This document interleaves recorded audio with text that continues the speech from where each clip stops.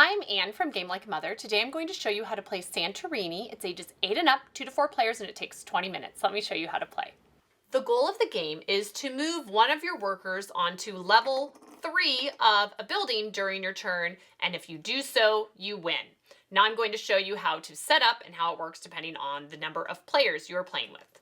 For game setup, it is strongly recommended that you begin with a 2-player matchup without using any of the god powers. You can just put those aside for now, and you are required to use the god powers if you're playing a 3 or 4-player game.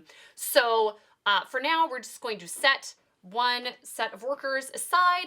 The youngest player gets to pick the places where they want to put their workers to begin the game, and then the other person gets to pick any unoccupied space on the board to do the same.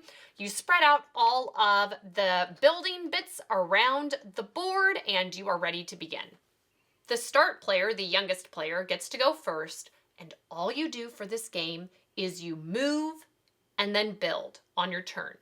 To move, you can move into any of the 8 adjacent spaces around your worker. It must be unoccupied. Once you have moved, you can build on any of the 8 adjacent spaces. It must be unoccupied. So they're going to go ahead and build here, the base level. Their turn is over.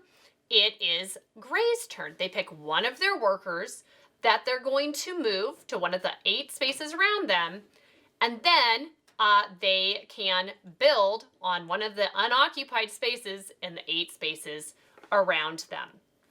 And you can always move up a maximum of 1 level higher.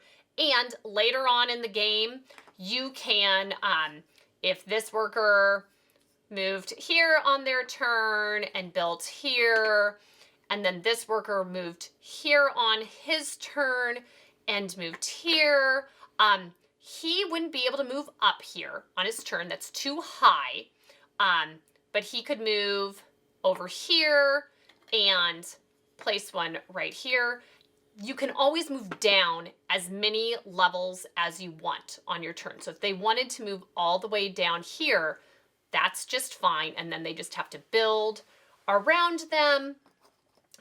He's going to go ahead and build here. You're allowed to, on this person's turn, they're moving here, you can build as high as you want, even from the ground, and they can cap this tower, which makes it so no one can get on top of it to win the game. You have to move on top of the 3rd level to win the game. And you lose if at any point you are unable to move your one of your characters, one of your workers, and have them build. Sometimes they get trapped in a corner, or there are people around them and they're not able to move. So if neither of them can move or build, you would lose. Here's what the end of the game might look like. It is Gray's turn. They're moving their worker over here and capping this dome. And now it's Blue's turn, but Blue is able to move over to this tower, which is just 1 level higher, and it is level 3, so they would be the winner of this game. Once you've played a few basic 2-player games, you can start incorporating the god powers. There's a whole stack of cards with various gods and a shortcut for what their powers are on them. In the rule book, you can look and get the specifics of what they are. The pink ones are the simple gods. That's what you should start with.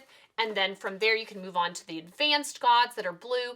And all of them can work in a 2-player game, but you need to pay attention and see if they are also allowed in a 3 and 4-player game. It is indicated on here, so pay attention to that and definitely try them out because it really makes the game that much more fun. So that's how to play Santorini. The target demographic for this game is someone who wants to play something like chess, but actually have it be fun. I am not a big chess fan, and I really love Santorini, but I've also played it with people who are very into chess and do very well at chess, and they enjoy this as well. So it just works really well as an abstract strategy game that everyone can enjoy. The rule complexity is low when you start playing, but it can become medium once you start incorporating some of the god powers, and you just need to read up a little bit more on what you do for each of them and how that works. works when you play the game, but it's pretty manageable. How competitive is this game? High. You are trying to outmaneuver each other and thwart each other's plans, but it's all just done in a really fun way. The replay value is high. It just feels like an instant classic.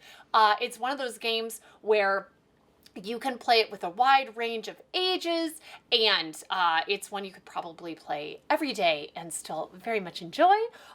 Similar games, I would recommend Battle Sheep is another option for an abstract game that's perhaps a little more geared for slightly younger kids, where you have stacks of sheep and you're trying to claim the most pasture land, and it's very fun and a nice alternative if they're not into chess and checkers as much, but you want to have something along those lines for them to play.